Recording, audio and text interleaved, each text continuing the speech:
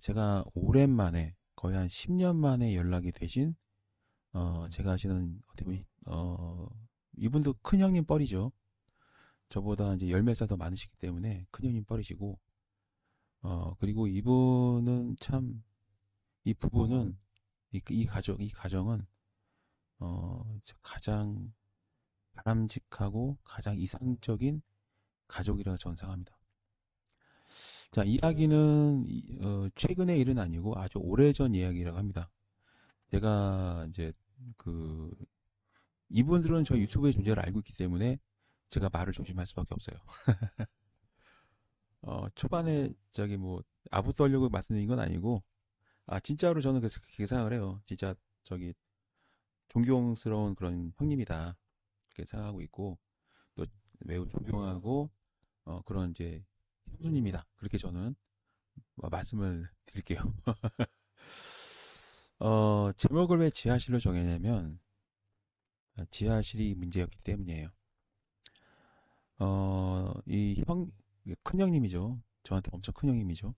이 큰형님은 연세대학교를 나오셨고, 경제학과인가를 나온 걸로 기억하고 있고요. 그리고, 형수님은 이대 신문방송인가? 언론정보학과인가? 이 언론 관련된 전공하신 분이에요.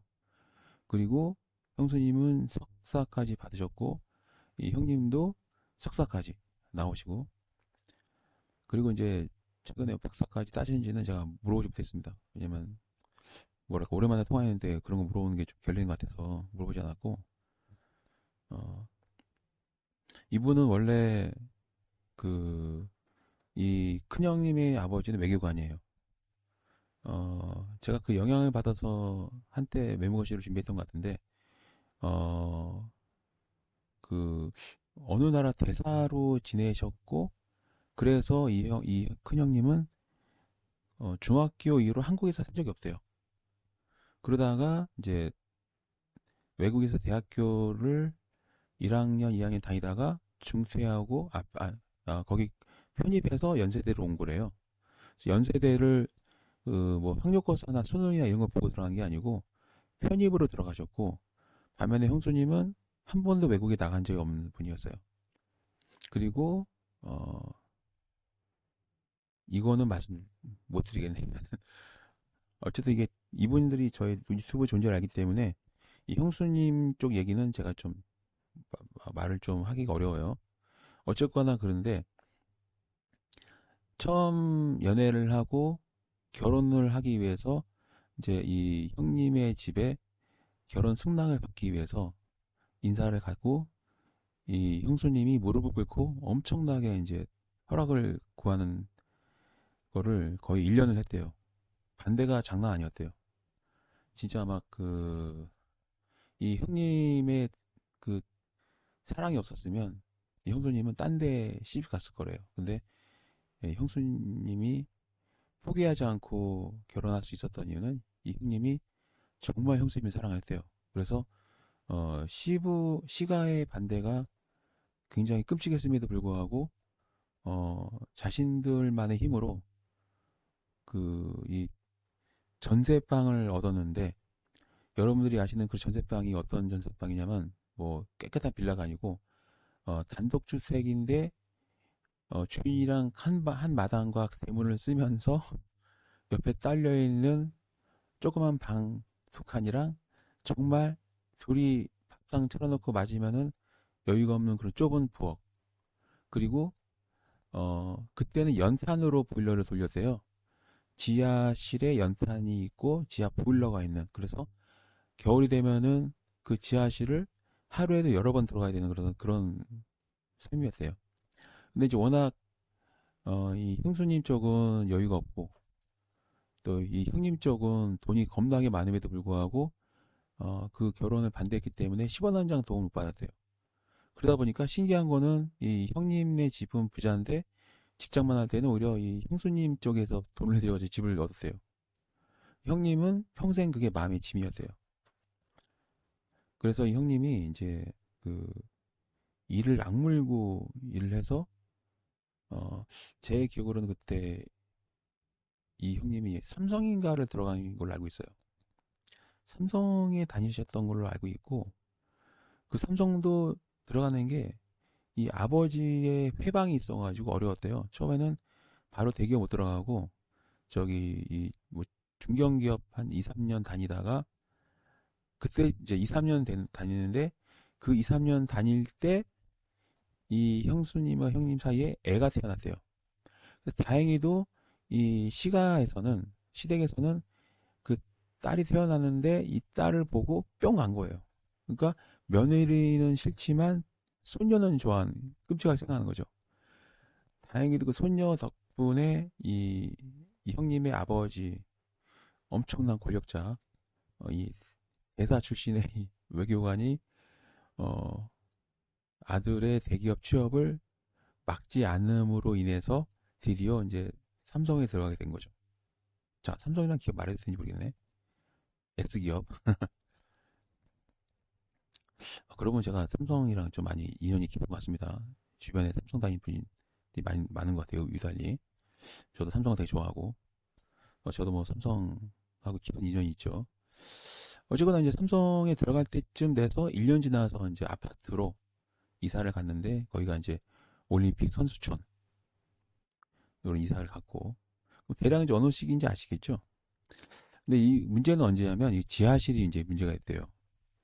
이 지하실이 장마만 지면은 거의 무릎까지 물이 찰랑찰랑 거리고, 그리고 이제 가을 정도 되기 전에 물이 다 싹 빠지고, 겨울 되면 그렇게 건조해질 수가 없대요. 그러니까 신기한 거는 여기서 그래도 한 2, 3년 버틸 수 있었던 이유는, 겨울에는 건조하고, 여름에는 습하고, 여름에는 불 때질 일이 없으니까 지하에가 물이 잠겨도 상관이 없고, 겨울에는 신기하게 물이 다 빠진대요. 그때 그 단독주택 그 서러운 전세살이 할 때, 그래서 집주인은 되게 잘해줬대요.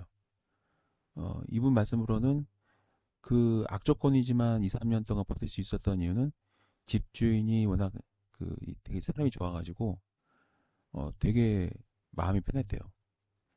거의 뭐, 그때 막 시댁에서는 막 내치고 막 10원 한 장 안 대줬는데, 이 집주인은 뭐 명절 때는 뭐 이렇게 뭐 먹을 것도 주고, 또 고기 구우면은 같이 나눠 먹고, 또 가족처럼 지냈나 봐요. 그래서 그 집에서 이사 나올 때 펑펑 울었대요. 정이 들어가지고. 그리고 근데 대신 그 집에 이제 문제가 바로 이거였어요. 비만 내리면 지하광이 물이 철렁철렁철렁. 겨울에는 건조해서 또 난방에는 문제가 없고. 그러니까 이 집은 항상 장마 끝나면 지하실 흙 치우고 뭐하고 하는 거를 사람을 불러다 하는 게 항상 반복된 일이래요. 매년. 이 형님 생각에 옆에 화단이 굉장히 넓은 게 아니에요. 정원이 넓대요. 근데 그 새카맣게 생긴 나무가 세 그루가 있는데, 셋 다 대추나무. 대추나무가 세 그루가 있고 꽤 크대요. 그래서 이 형님은 그 집에 전세 살면서 한 번도 대추를 사본 적이 없대요. 항상 집주인이 가을이 되면은, 늦가을이 되면은 대추를 쌀포대로 10개가 나온대요, 대추가. 진짜로 10포대가 나오고 세 포대를 준대요. 먹으라고. 그러면 겨울 내내 먹다 못해서 친구 나눠주고, 대추를 말려가지고 또 그걸 또 대추 차로 끓이고, 하여튼 그 감이랑 대추, 포도, 거의 뭐 이 마당이 엄청 커서 뭐 수박도 화단에서 재배를 하고, 거의 도심지 과수원이래요. 대추가 10자루가 나오지 매년. 그리고 저기 이 그 집주인 안주인이랑 집주인이 또 이 이 정원 관리하는 거 좋아해가지고, 뭐 포도도 막 이렇게 조그맣게 해서 포도도 재배하고, 옥수수도 키우고, 감나무가 있어서 감도 열리고, 그래서 거의 과일을 안 사 먹는 집이고, 이 형님네 집안도 이 집에 2, 3년 동안 전세에 살면서 과일을 한 번도 사 먹은 적이 한 번도 없대요. 그러니까 막 그 큰 마당에서 재배해서 나눠 먹고 해서 거의 사 먹은 적 기억이 없대요. 그냥 나눠주니까. 근데 이제 이 집에서 나올 수밖에 없었던 이유는 당연히 이제 이 올림픽 끝나고 올림픽 선수촌이 이제 공실이 되면서 분양받으면서 들어가게 된 건데, 또 그러면서 동시에 또 이제 대기업에 들어갔고, 이 지하실에서 여름에는 안 그러는데, 이 가을이 되면, 가을, 겨울, 특히 겨울에 이 연탄 보일러기 때문에 하루에 여러 번씩 연탄을 갈아주려고 내려가야 된단 말이에요. 밤만 되면은 그 연탄 보일러를 연탄 가는 소리가 난다는 거예요. 그래서 처음에는 이제 이분들이 왜 전세를 아버지가 막 대사 출신이고 하면서 엄청 집안도 좋고 집안이 좋은데 이게 약간 변두리 비슷한 곳에서 그 전세 사는 사연을 이제 이 집주인이 다 알고 있었대요. 그 이제 집안 반대로 이제 시원한 적 없이 그냥 지방을 얻다 보니까 변두리를 맞은 거에 대해서. 근데 처음에는 이 집주인이 자기네를 위해서 연탄 보일러를 갈아준 줄 알았대요. 실제로도 집주인이 이제 매년 장마 때마다 지하실이 이제 물에 잠기니까 막 미안해서 자주 내려가서 막 치우고 막 그러는 일을 해서 집주인이 지하실 내려가는 거는 흔한 일이었대요. 그래서 겨울에 집주인이 대신 연탄을 갈아준 줄 알았대요. 어떻게 보면 되게 좀 순수하기도 하죠. 순진하기도 하고. 그날도 누가 연탄에 그 지하실 내려가서 연탄을 갈아준 소리가 나서 이 부부는 연탄을 갈아준 줄 알았대요. 그리고 이제 참고로 이 형수님 같은 경우는 아내분 같은 경우는 연탄 가는 거를 한 번도 해본 적이 없는 사람이에요. 그러니까 그 연탄은 언제 갈아야 되는지 그걸 잘 몰라요. 그래서 아침에 이제 겨울에 한 아침에 딱 일어나서 연탄강 내려가면은 지하실 내려가면은 이제 연탄이 하얗게 돼 있는데 그게 당연한 줄 알았대요. 원래는 하얄 때 가는 게 아니라 약간 이제 이 검은색이 약간 남아있을 때쯤 말랑할 때 갈아주는 건데 하얄 때 하는 게 당연한 줄 알고 그래도 매번 번개탄을 피는 것도 당연하다고 생각을 했대요. 그래서 번개탄을 자주 쓰면서 연탄을 갈았대요. 그렇게 1년을 산 거예요. 1년, 2년 이렇게 2년 차 됐을 때 이제 형편이 좀 풀리기 시작했대요. 이제 또 아무래도 이제 외교관 집안이다 보니까 그 아버지 친구들한테 듣는 얘기가 많고 또 아버지 친구들도 이제 뭐 외교관들이니까 그 외교관 자녀들끼리 또 이 커뮤니티가 있대요. 그래서 이제 올림픽 끝나면은 올림픽 선수촌에 그 분양 받아서 들어갈 수 있으니까 준비하란 말 들어가지고 준비하고 있었는데 어 이제 거의 뭐 인맥을 동원했나 봐요. 그러니까 그 아버지 친구들의 친구분이랑 자녀분들의 도움을 받아가지고 올림픽 선수촌 아파트에 들어갈 수 있는 그거를 어떻게 확보해 놓은 상태에서 그날 이 형수님이랑 형님이 소파고 울었대요. 그 아파트에 들어간다 생각하니까 그렇게 막 눈물 쏟아지고 막 서럽게 울었대 하더라고요 밤새도록. 그래서 이제 고마운 마음에 이 이두 부부가 백화점 가서 이제 뭐 과일이라든가 되게 이제 그 선물 세트 같은 걸 사다가 꽤 비쌌대요. 근데 워낙 잘해줬기 때문에 고마워서 이거 사들고 인사를 갔대요. 근데 이 집주인이 엄청나게 좋아하더래요. 그래서 그날 이제 마당에서 고기도 구워 먹고 그러면서 이제 막 그때 이제 이 형님이 이제 자취적 말한 거죠. 저희 이제 내년에 이제 이 집 나가야 될 것 같다 얘기하고 그러면서 이제 이런 얘기 저런 얘기 또 술도 한잔 하고 하면서 이제 고기 구워 먹고 하면서 이제 얘기가 나오는데 이때 이제 이 형수님이 그 주인 아주머니한테 말했어요.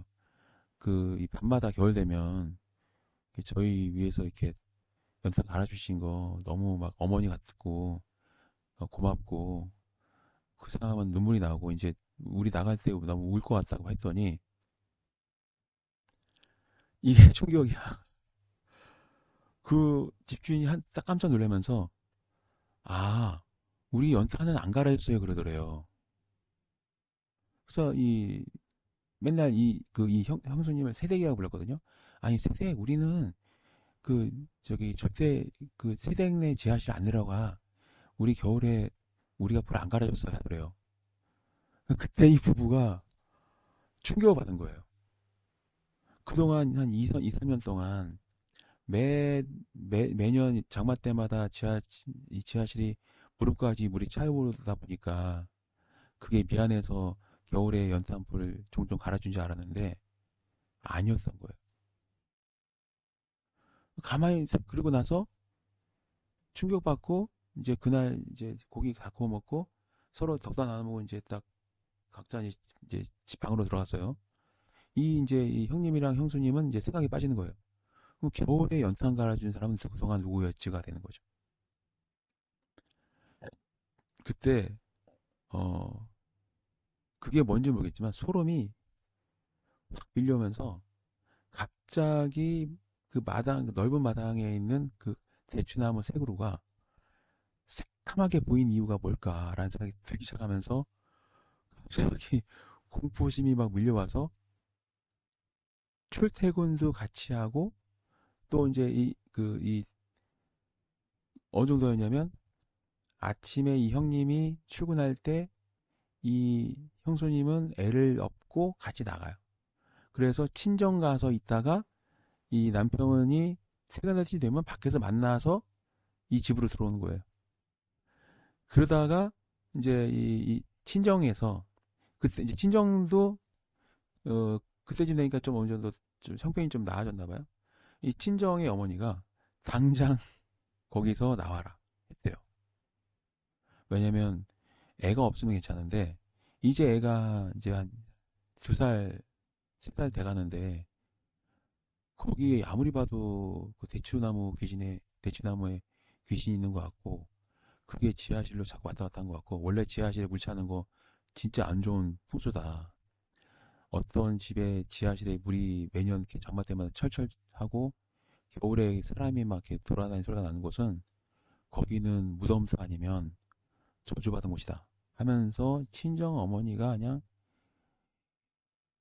얼굴이 새하얘지면서 그냥 자기 딸이랑 특히 손녀 잘못될까봐 막, 막 닥달을 했나 봐요. 막 당장 알아서 살림가구는 그대로 두고 거의 주말 빼고는 평일 몇 번 빼고는 친정에서 이제 출퇴근을 했대요.